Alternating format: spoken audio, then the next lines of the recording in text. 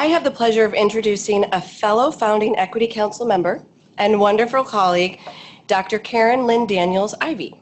Dr. Karen Lynn Daniels-Ivy, PhD, is the Associate Dean, Innovation and Enterprise for the Forbes School of Business and Technology here at Ashford University. She is also the acting program chair of the Bachelor's in Information Systems for the Forbes School of Business and Technology and the co-founder of the media tribute company Visionary Expressions, LLC. Karen is a lifelong learner, and her educational background consists of a combination of business, technical, marketing, and management advanced studies. This includes a PhD in organizational management with a specialization in e-business from Capella, a master's in business administration with a focus in management and marketing from St. Thomas University, and a BA degree in mathematics with a computer science focus from Washington University in St. Louis, Missouri.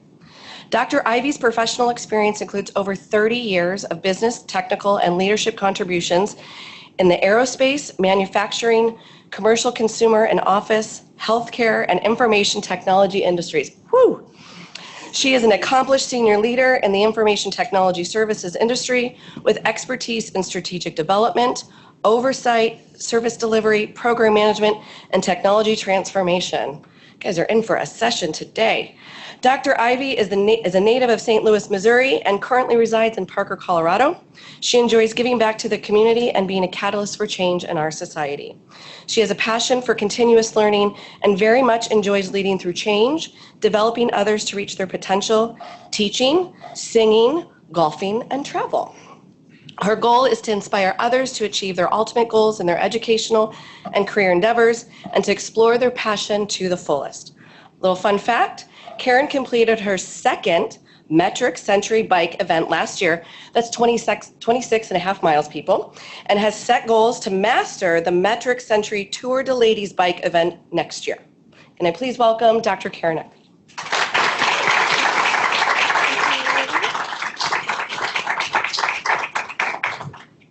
Hello, everyone. Hello. Everyone here in San Diego, as well as across the time zones. Well, stories. We're going to talk about stories in education. And we're going to go a little deeper as well during this session, too. So hopefully everybody has something to write with, because as we go deeper into the session, we're going to ask you to gather your thoughts, because after we watch a video, we're going to share out. But first, let's start with the story. So yes, I am from Denver, Colorado. So with my travels, I have learned that airports are really an awesome creative learning space.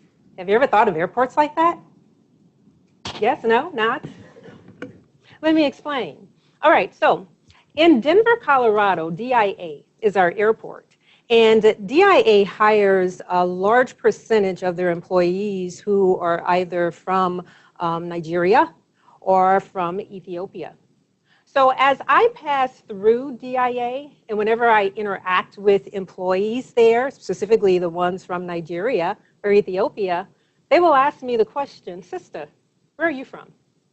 Well, I was born in St. Louis, Missouri. I'm from St. Louis, Missouri. But then they'll look at me like, no, but where are you from? So what they're asking is they have made a connection with me for whatever reason. It could be my physical stature. It could be how I carried myself. I'm not sure all of the reasons why, where they relate with me as being Nigerian or Ethiopian. So like I said, it has happened so often. It's happened at the airport to the point where when I say I'm from St. Louis, Missouri, all of the US of A, they'll really look at me like, she's lying. And it has happened when I Uber hires similarly in Denver, a lot of Nigerians and those from Ethiopia, with my discussions with the drivers, cab drivers as well. So I said airports can be a very creative learning space, right? So instead of moving with, well, why don't they believe me when I say I'm from the US, I decided, let me expand my mind a little bit and try to understand and appreciate why they would like to relate to me and why I relate to them, and to be very proud of it. And so some of the things that I have taken away just from that relations is, well, they are very creative people. They are very colorful people as well. And so one of the things that I did is, well, let me tap into some of those characteristics that they say I have. Maybe I really have them. And I do the head wrap. What do you guys think? Pretty good? All right. So creative learning space. We can always learn something. Stories. Stories. Well, this outfit almost didn't happen today. And I was sharing with the ladies earlier why that was true. So when I arrived in San Diego, I went to the carousel, and we faculty, what we usually do, because life goes on when we're in the air, we have to catch up when we land, right? I immediately start getting on my email and answering emails. So I'm at the carousel, and I'm keeping an eye on the luggage as it's going through. I carried a red piece of luggage, and I saw that drop, right? But it had to go around the big carousel. And so I continued to text, Morgan would be glad I was talking about Civitas. I was texting. And then that big piece of red luggage came around, and I go to grab it, actually lift it, but I know to check for the name on the luggage, right? Luggage can look the same. And oops, that's not my luggage. So I put it back. So I was like, oh, okay, they probably are still dumping luggage. Let me go ahead and just wait. And so the carousel continues to go. Luggage continues to drop. I don't see any more red luggage dropping. What's going on? So after a while, I stand and I wait. At this point, I quit texting. I quit emailing. I better pay attention, right, to the carousel. And then the carousel stops. You know what that means, right? All the luggage has been delivered. If you don't have yours, uh-oh, oopsie, what's going on? So at this point, I have a presentation tomorrow. You guys don't want to see how I travel when I don't have to go into the office. I mean, you're talking jeans and sweatshirts. You would not be impressed, okay? So I said, oh, okay, I have to take action here. There was one red piece of luggage that dropped, and it wasn't mine. That red piece of luggage looked just like my luggage. And so I was like, okay, I need to go to this luggage and check it, and maybe even take a picture of it, because I think I know what happened. I think the person who owns this red piece of luggage took my luggage by mistake. But we need to get her back, because she doesn't know I have a presentation tomorrow. So I go to the people who were in the luggage area, and I explain to them what I think has happened. And they look at me strange and odd, like, I don't believe your story. Well, I don't know why. It is. I have it. I have a picture. It's right here on my phone. So I show them, and they're like, well, let me go walk over to the carousel. And so we walked over to the carousel, and for that moment, when we made it to the carousel, the red luggage wasn't there. They really didn't believe me then. And what had happened by then is the next flight from Alaska, that luggage had started dropping. And so the guy looks at me and he says, I know what you said, but you probably saw a piece of luggage that was really with the Alaskan flight and not your flight. No, I took a picture of it. Here's the tag. And so when he saw the tag, then he believed me. And so he said, you'll need to go to the airline's desk and describe the story to them. Well, needless to say, I went to the desk, and time passed because they're working with someone and it's taking forever. And I'm like, whoever took my luggage is making it to their car and making it wherever they're going. Please hurry up. So finally, I make it up there. I show her my picture, and she immediately goes into the system, pulls up the telephone numbers. I'm standing there while she calls the person's home.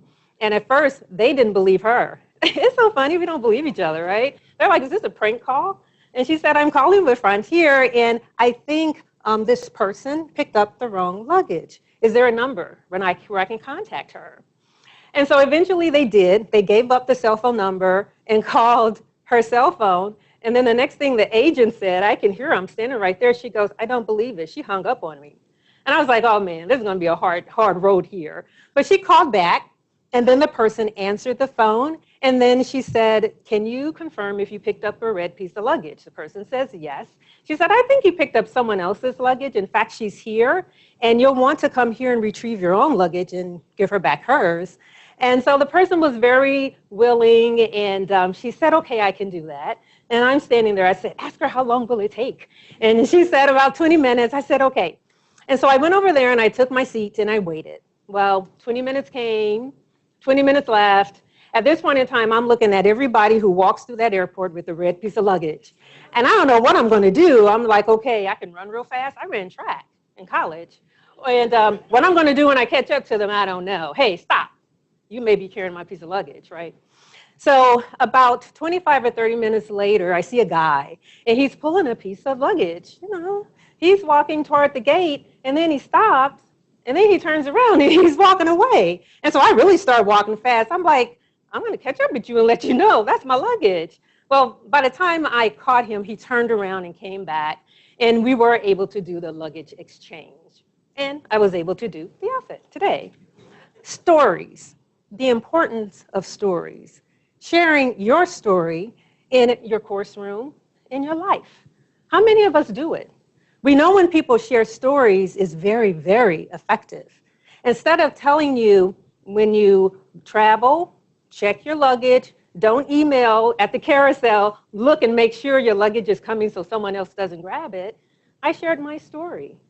And maybe my story will encourage you, put that phone down, look up America, and make sure you're checking your luggage, right, when it happens. And also the other thing I learned is that at the airport, you may need to help them figure out exactly what happened to your luggage as well. Stories. So today, we're going to look at a video. And we're going to look at a video from a Nigerian novelist. And her name is Chimamanda Adichie. Say that really fast 3 times, right? She is a very, very experienced novelist. And she talks about sharing stories. And one of the magics of her story that she talks about is when we share stories, let's even unpeel to that deeper level. So as this information says, good stories do have the power to transform perceptions of the world. They really do. That's why we share them. How do we use those stories in telling stories in the course room or even in our life? But in this session, we are going to go a little deeper, and we're going to unpeel that layer of telling stories. And when we unpeel that layer, we're going to find out that when you tell a story, the individual receiving really needs to hear the full story. Because there's a danger in just sharing one story. That may not be the full picture, right? And during this session, we're going to really tap into that point, the danger of sharing one story in the classroom and in your life as well. And so as we go into the video, I'm going to ask you to watch the video and write down those aha moments for you as she tells her story of her cultural voice and the importance of sharing the full story, just not a single story.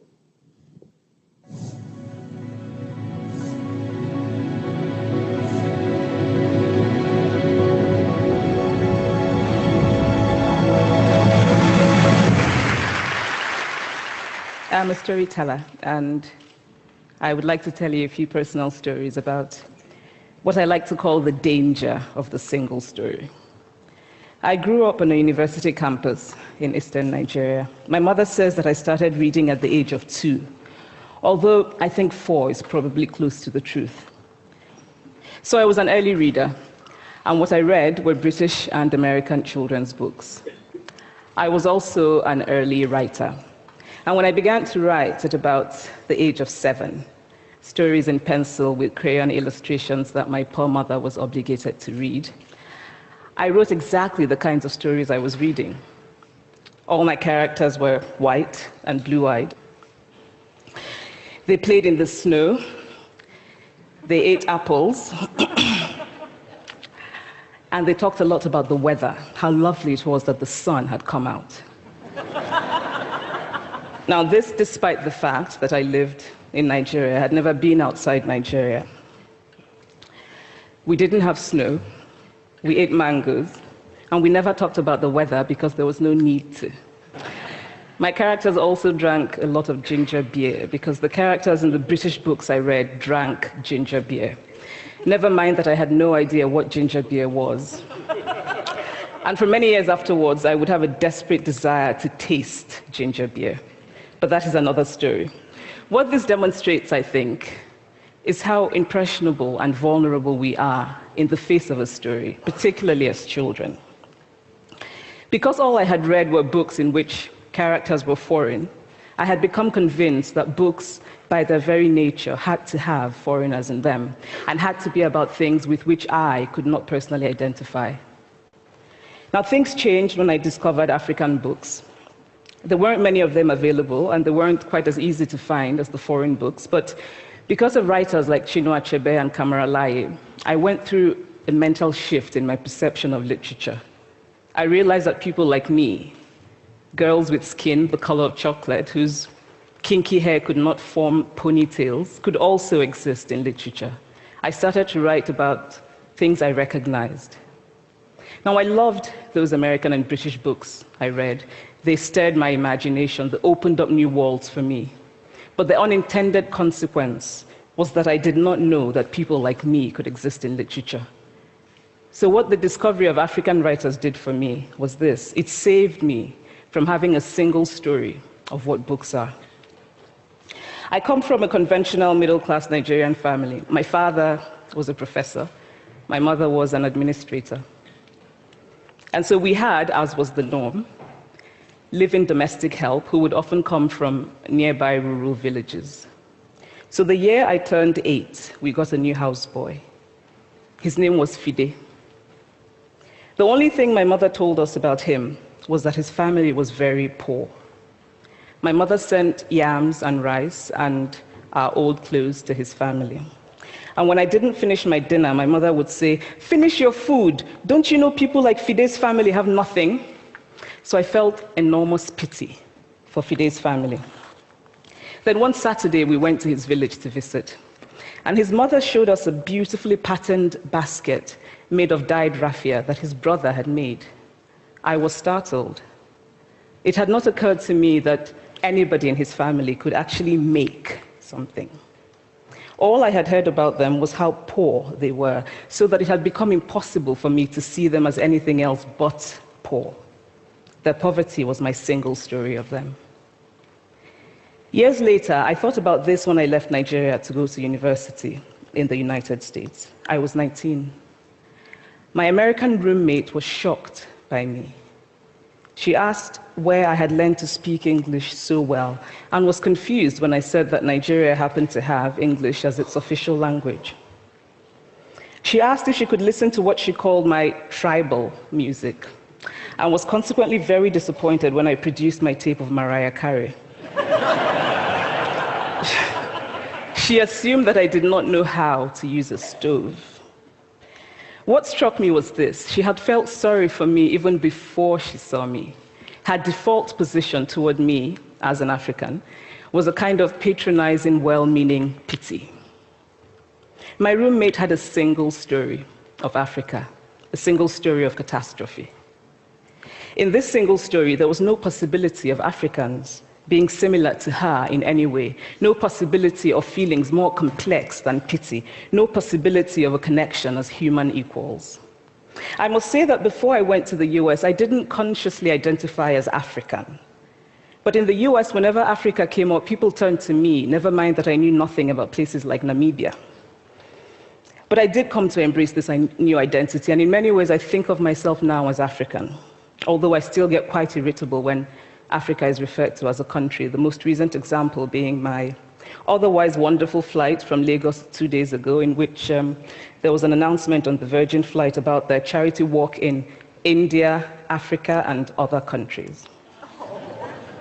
So after I had spent some years in the US as an African, I began to understand my roommate's response to me.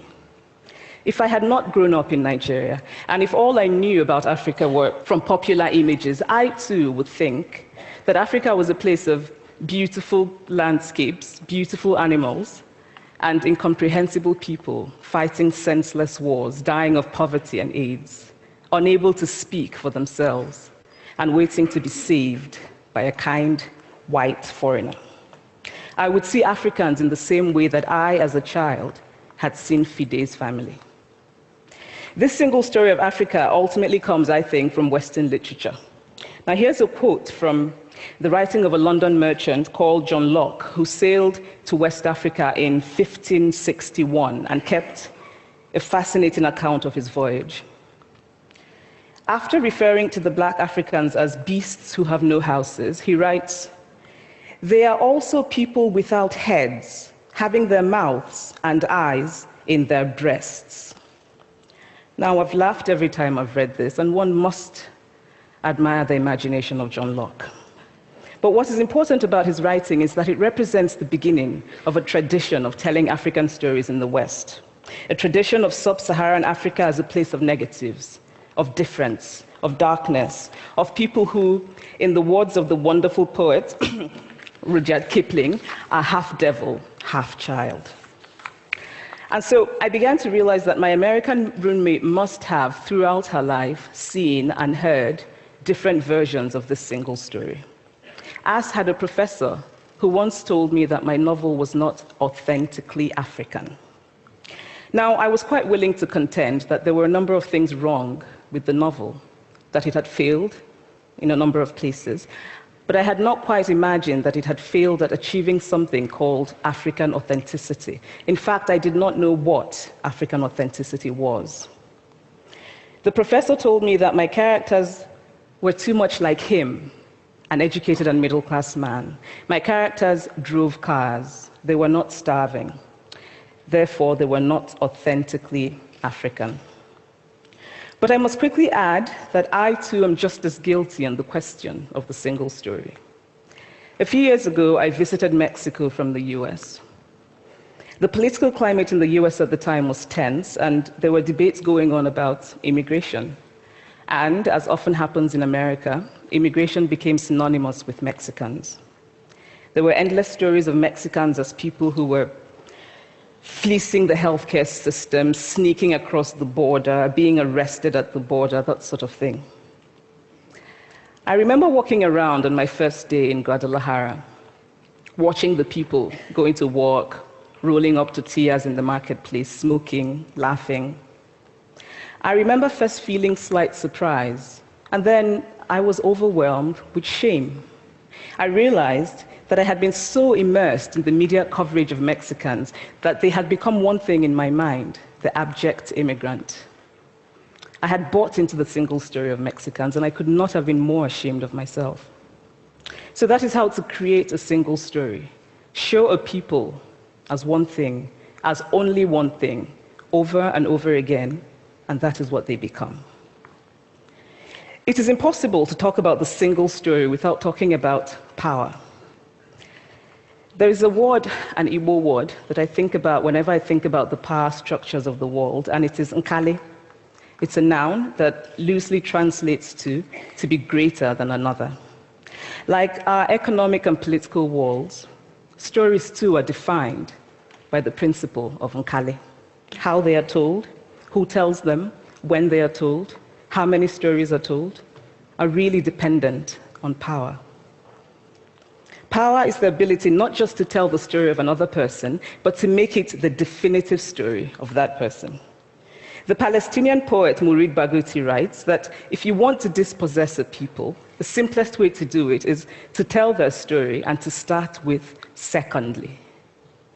Start the story with the arrows of the Native Americans and not with the arrival of the British, and you have an entirely different story. Start the story with the failure of the African state and not with the colonial creation of the African state, and you have an entirely different story. I recently spoke at a university where a student told me that it was such a shame that Nigerian men were physical abusers like the father character in my novel. I told him that I had just read a novel called American Psycho, and that it was such a shame that young Americans were serial murderers. Now,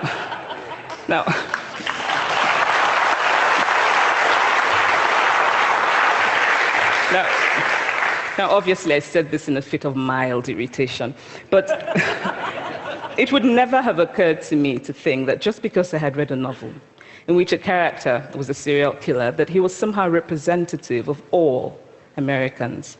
And now this is not because I'm a better person than that student, but because of America's cultural and economic power. I had many stories of America. I had read Thailand, Updike, and Steinbeck, and Gateskill, I did not have a single story of America. When I learned some years ago that writers were expected to have had really unhappy childhoods to be successful, I began to think about how I could invent horrible things my parents had done to me. But the truth is that I had a very happy childhood, full of laughter and love, in a very close-knit family. But I also had grandfathers who died in refugee camps. My cousin, Polly, died because he could not get adequate health care. One of my closest friends, Ukuloma, died in a plane crash because our fire trucks did not have water. I grew up under repressive military governments that devalued education so that sometimes my parents were not paid their salaries. And so as a child, I saw jam disappear from the breakfast table. Then margarine disappeared. Then bread became too expensive. Then milk became rationed. And most of all, a kind of normalized political fear invaded our lives. All of these stories make me who I am. But to insist on only these negative stories is to flatten my experience and to overlook the many other stories that formed me.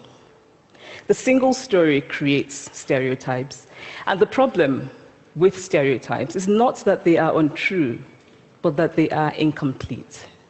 They make one story become the only story. Of course, Africa is a continent full of catastrophes, the immense ones, such as the horrific rapes in Congo, and depressing ones, such as the fact that 5,000 people apply for one job vacancy in Nigeria. But there are other stories that are not about catastrophe, and it is very important, it is just as important to talk about them. I've always felt that it is impossible to engage properly with a place or a person without engaging with all of the stories of that place and that person. The consequence of the single story is this: it robs people of dignity. It makes our recognition of our equal humanity difficult. It emphasizes how we are different rather than how we are similar. So what if before my Mexican trip, I had followed the immigration debate from both sides, the US and the Mexican? What if my mother had told us that Fide's family was poor and hardworking? What if we had an African television network that broadcast diverse African stories all over the world, what the Nigerian writer Chinua Achebe calls a balance of stories? What if my roommate knew about my Nigerian publisher, Mukhtar Bakare, a remarkable man who left his job in a bank to follow his dream and start a publishing house? Now, the conventional wisdom was that Nigerians don't read literature. He disagreed. He felt that people who could read would read if you made literature affordable and available to them.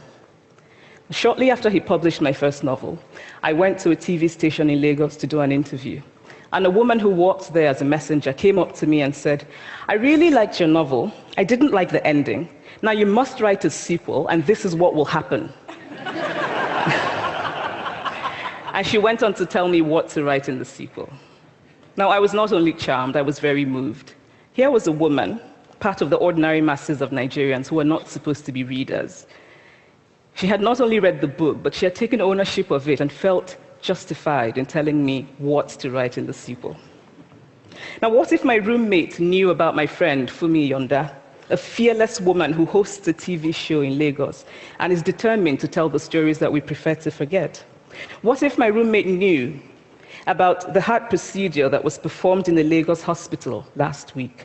What if my roommate knew about contemporary Nigerian music, talented people singing in English and Pidgin and Igbo and Yoruba and Ijo, mixing influences from Jay-Z to Fela to Bob Marley to their grandfathers? What if my roommate knew about the female lawyer who recently went to court in Nigeria to challenge a ridiculous law that required women to get their husband's consent before renewing their passports? What if my roommate knew about Nollywood, full of innovative people making films despite great technical odds? Films so popular that they really are the best example of Nigerians consuming what they produce. What if my roommate knew about my wonderfully ambitious hair braider who has just started her own business selling hair extensions? Or about the millions of other Nigerians who start businesses and sometimes fail, but continue to nurse ambition? Every time I am home, I'm confronted with the usual sources of irritation for most Nigerians: our failed infrastructure, our failed government, but also by the incredible resilience of people who thrive despite the government rather than because of it. I teach writing workshops in Lagos every summer, and it is amazing to me how many people apply, how many people are eager to write, to tell stories. My Nigerian publisher and I have just started a nonprofit called Farafina Trust, and we have big dreams of building libraries and refurbishing libraries that already exist and providing books for state schools that don't have anything in their libraries, and also of organizing lots and lots of workshops on reading and writing for all the people who are eager to tell our many stories. Stories matter. Many stories matter. Stories have been used to dispossess and to malign, but stories can also be used to empower and to humanize. Stories can break the dignity of a people, but stories can also repair that broken dignity. The American writer Alice Walker wrote this about her southern relatives who had moved to the north, and she introduced them to a book about the southern life that they had left behind. They sat around reading the book themselves, listening to me read the book, and the kind of paradise was regained. I would like to end with this thought, that when we reject the single story, when we realize that there is never a single story about any place, we regain a kind of paradise.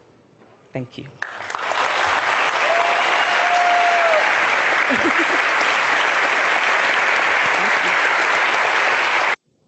Thank you, Chimamanda. So, what do you think?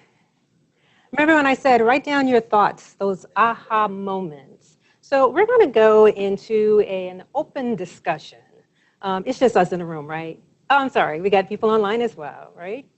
But we're going to go through some questions just to make us think and to share with each other. Because remember, I mentioned unpeeling, going to that deeper level of stereotypes that may be created when that single story is shared. And so first we'll start off with, in watching that video, what were your aha moments and takeaways regarding the power of storytelling as a tool for learning and change? And here in the room, we have a mic going around, so just raise your hand if you'd like to share. And online as well, Kate is waiting to receive anything from the chat room. Your takeaways from the video. Anything.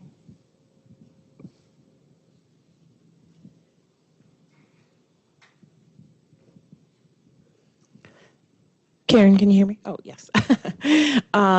Online, we have a comment. Couldn't help but think of the single story that seems to be continually told at the highest levels in government in relation to immigration and other issues as well.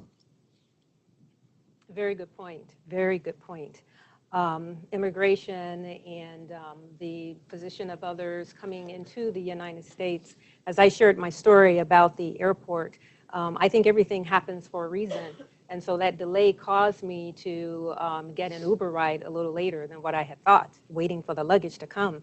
Well, my driver, Ernesto was his name, and he was born and raised in San Diego. This is what he told me when I was talking about the holidays and Thanksgiving coming up, right? Sharing Thanksgiving with your family. As I shared with him this topic and the reason that I was coming to San Diego to talk about the danger of sharing one story and stereotypes that may be developed, he started to change his story a little bit. And he said, well, actually, I'm from Mexico. He said, but I tend not to say that because when I say that, people all of a sudden start asking me the questions, isn't it dangerous there? Should people go there and visit? I hear that people, get raped or molested, beat up, all of those things when they go to Mexico. So he tended not to share it. But he said, Karen, where I come from, my people are loving people. They're kind people, right? So the danger of a single story. Very good point. Thank you. Kate, we have someone here as well. Yeah, thank you. There were two things she said, and I wanted to make sure I got the first one right. I thought she said, it's not that stereotypes aren't true, they are just incomplete. And I thought, wow, Most of the time we strive to dismiss and, really challenge stereotypes. But for her, she recognizes that stereotypes can be true in some ways, but they're often incomplete. And that's what the danger of a single story is. You're exactly right. You're exactly right. A definition of stereotype, which I captured to your point there, a stereotype is a fixed, overgeneralized belief about a particular group or a class of people. And so it's a generalization. That generalization may be true, or it may not be true, or it could just be one portion of it. And that's, you're right, where she said it's not complete. Yeah. Thank you for sharing that. Okay. We've got some more online. Storytelling equals perception, that stories need broader context so that we can avoid bias that wrongly influences others. And then I saw one specifically about this can transfer to the classroom, how we might instinctively assume things about students without knowing their story. Thank you to that person who posted that, because that leads right into that next question here. As the individual said, what does the video cause you to think regarding the danger of stereotyping in education? We have a hand up over here.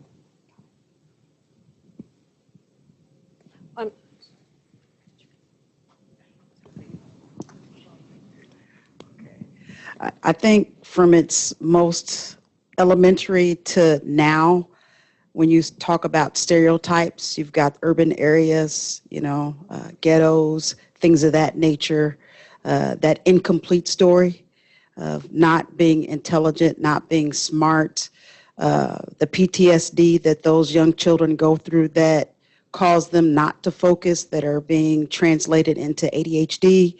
So, those are some of the dangers that now scientifically they're proving has an impact on education. Definitely, definitely. Thank you so much for sharing that. And we're going to go back to, she had her hand raised over here as well. Very good point. There are reports, there are studies that are backing up exactly what you said. There indeed is an impact. When educators, teachers, K through 12, advanced studies have stereotypes in our minds of the students who come into our classrooms, we are labeling. And we are labeling, and by labeling, sometimes those students actually take on that label, and that could impact their performance as well. Thank you for sharing that. I think another challenge educators face right now is the notion that we're living in a post-truth or post-fact society where everybody's right in some way. And so we have to recognize the value of stories as experiences, but also work with them somehow to uncover new truths or help students to recognize that their stories don't necessarily indicate that they know everything about a particular experience. That it's a difficult balance to reach, I think. Yes, it is. Yes, it is. One statement that I've made as far as relating with some of our 20-isher, 30-ishers, sometimes in discussions, they'll say, I know that already. That's what you're saying. And one of the arts in communication is taking in and recognizing their level of understanding, which is awesome. But also if there's some additional information that would be very good for them to take in that can help them to improve, to grow, be sure that they can understand that as well. Expand the story. Thank you. Okay. We've got a couple in the chat. There's not a one-size-fits-all solution. Shared characteristics should not equal a universal fix.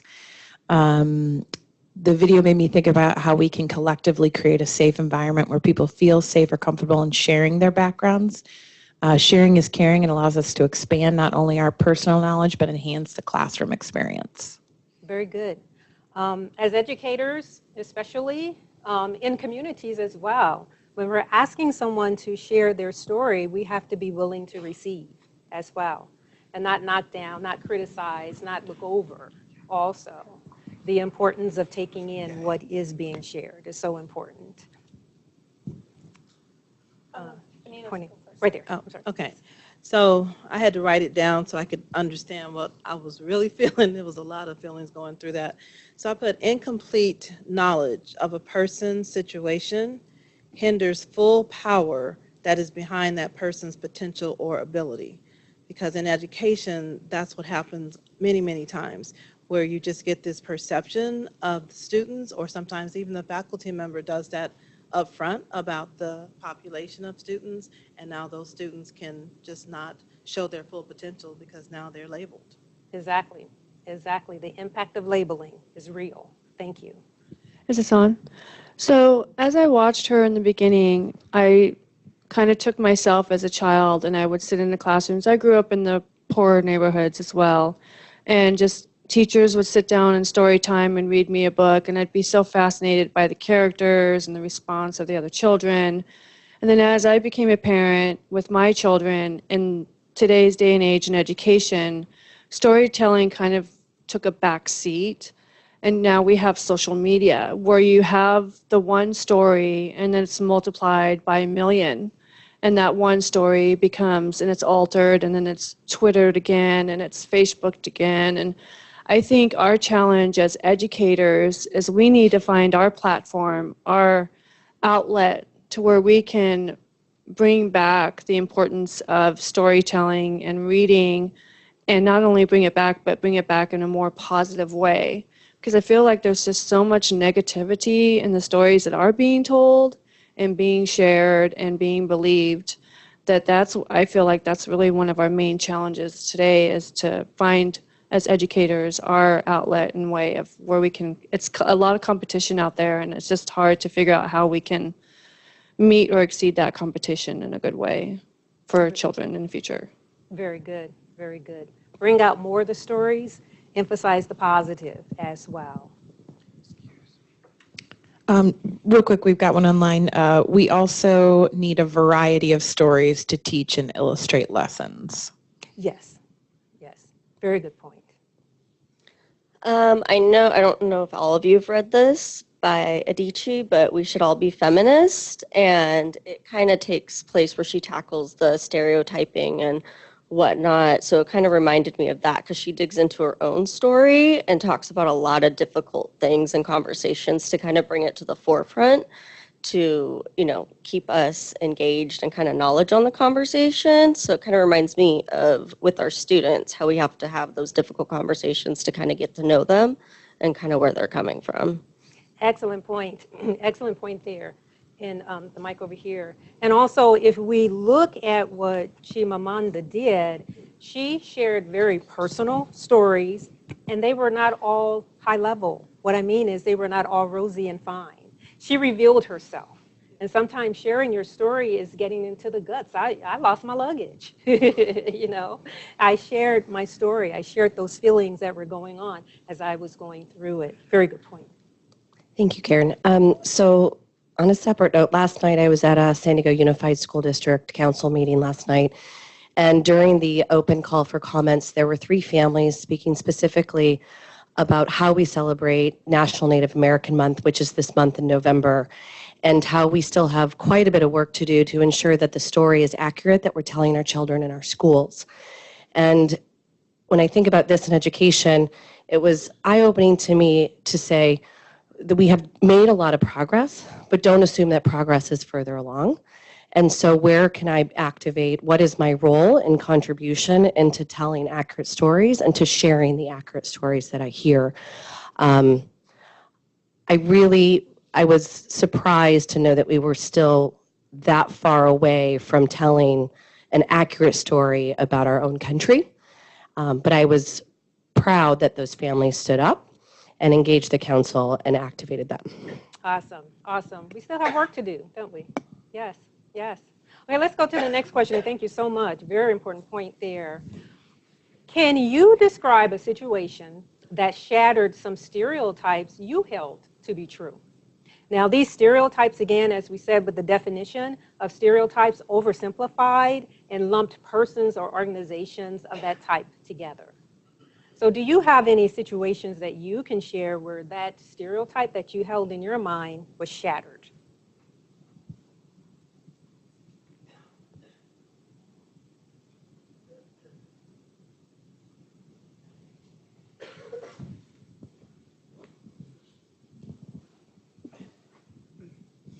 I remember when I was a younger man, and long ago, very, very young, and it was Christmas Eve, and I was just walking about downtown, and I saw kind of a shambling man. I'm like, oh, a homeless person. He's gonna want money from me.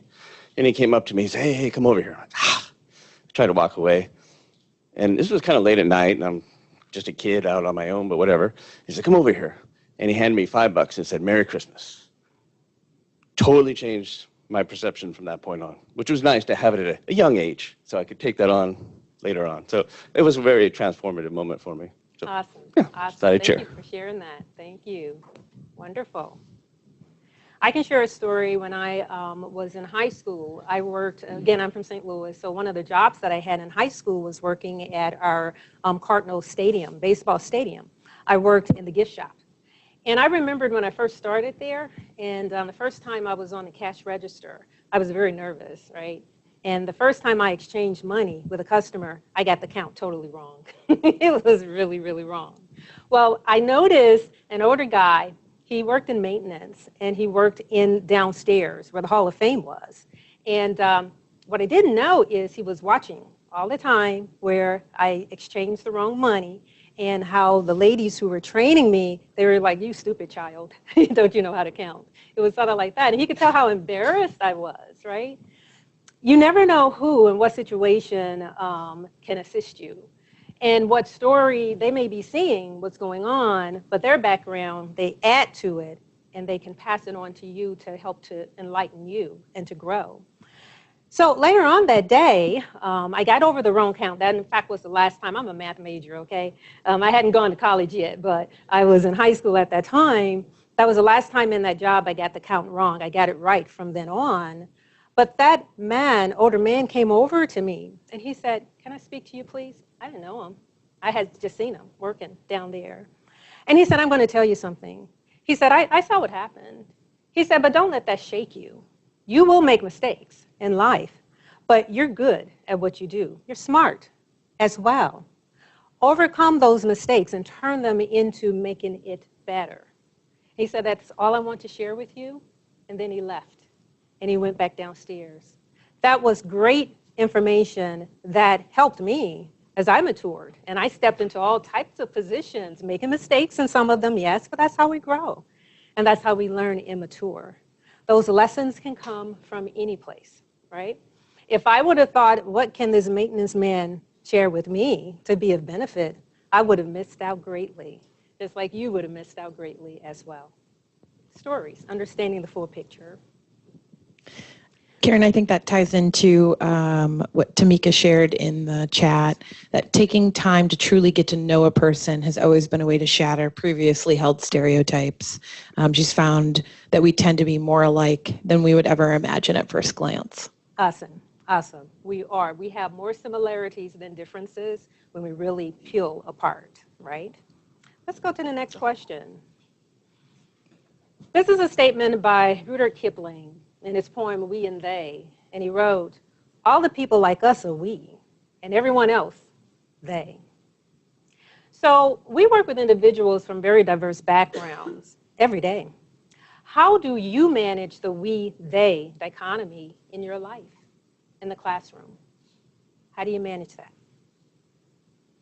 First of all, do we all agree that it does exist? Hear a lot of yeses. Okay. So how do we manage it? What do we do? And this could be in life. This could be in the classroom.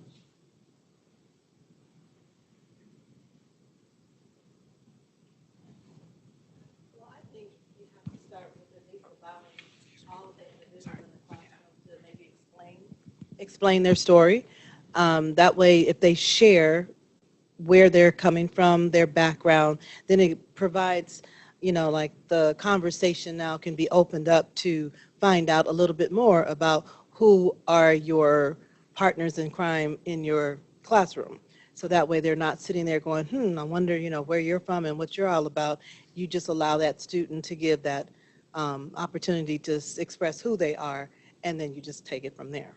Awesome. Equal opportunity in sharing and making sure we're making that plain in the classroom. Very good. Very good.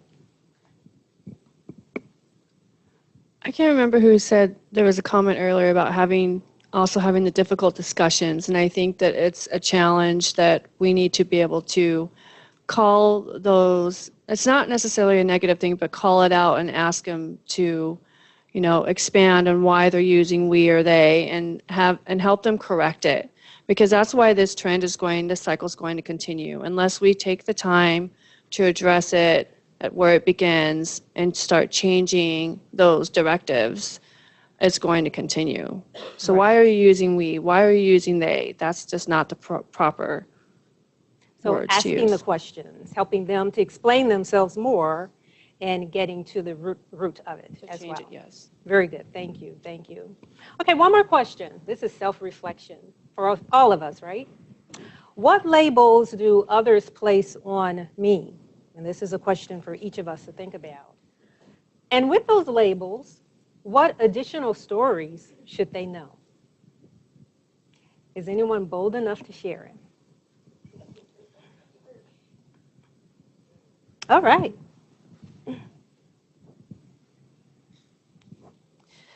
So whenever I go to Walmart or Target or whatever grocery store and I'm shopping, and the cashier is maybe the same nationality as myself, they start talking to me, hello, how are you? And then all of a sudden, they start talking to me in Tagalog, which is the Filipino native language. And I kind of look at them, cock my head, and I'm like, I'm sorry, I don't speak the language. And so all of a sudden, I'm judged because I don't know my native language, but they don't know that I wasn't, born and raised in the Philippines. So they automatically place that judgment, and then all of a sudden, I'm like, I'm sorry, I don't speak it. And then they they maybe not reprimand me, but like, what? How can you not speak your language? I'm like, I'm sorry, I was born and raised in the US. And so I almost feel like it was a bad thing, and they don't know that when I was going to school in elementary school, that it was frowned upon to teach a second language. My parents were told, don't teach them another language because you're going to confuse them. Very good example. Very good. Thank you for sharing that too. There is a video on YouTube, watch it when you want to, called Don't Put People in a Box.